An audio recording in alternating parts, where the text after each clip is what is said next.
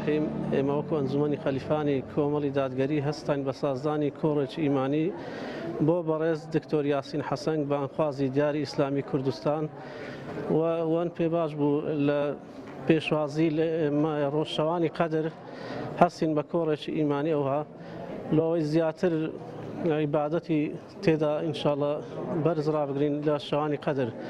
ئینشاءڵڵا داواکارین ئیسیفادەی هەبی لۆ هەموو ئەو خەڵکەی کە لێرە دانیشتێ و ئەوانەی گوێیان لێوە ئەبیستن و ئەبینن ئینشاءڵڵا. بەناوی خۆی بەخشندەی میهرەبان، بێگومان ئێمە لە مانگێکی زۆر پیرۆزین کە خۆی پەروەردگار لە دەقی قورئانە باسی کردووە، مانگێکە قورئانی تیادا بەزیوە و مانگێکە کە خۆی پەروەردگار بە نەسی ئایەت بە ڕاشکاوی باز لە شەوانی قەدرەکە و پێغەمبەری خوا صلی الله علیه و سلم ئەفەرمێ من قام رمضان إيمانا واحتسابا غفر له ما تقدم من ذنبه.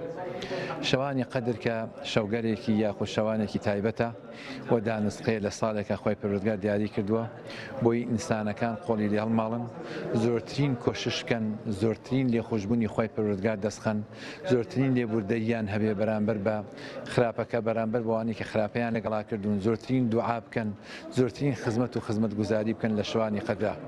ومێدم وایە لەم دەو شەوەی ئەخیرا هەردێک لە ئێمە بتوانین ڕۆژانە خێرێ بکەین، ڕۆژانە لە کەسێ ببورین، خەندێکمان هەبێ بەڕووی ئەوانی کە بێنازن، گوێ بگرین بۆ ئەو کەسانی کەوا تووشی خەموکی بوون، ئەوانە بەسەرکەینەوە کە لەسەر جێگا کەوتون، هەژاران بەسەر بکەینەوە. پێغەمبەری خوا صلی الله علیه و سلم لەم مانگەیە زۆری بەخشیوە، لەم دە ڕۆژەی ئەخیری ڕەمەزانە با بتوانین کەوا هەژاران بەسەر بکەینەوە و دڵ و دەروونێکی پاک و خاوێنمان هەبێ و بین بە خاوەنی ڕەوشتێکی بەرز. دەشەوی کۆتایی بریتیە لە ڕاگەیاندنی ئاشتەوایی لەگەڵ خۆی پەروەردگار. بەڵێن بین فرمێسکی پەشیمانی بڕێژین و جارێکتر نەگەڕێنەوە سەر گوناه و تاوانەکان.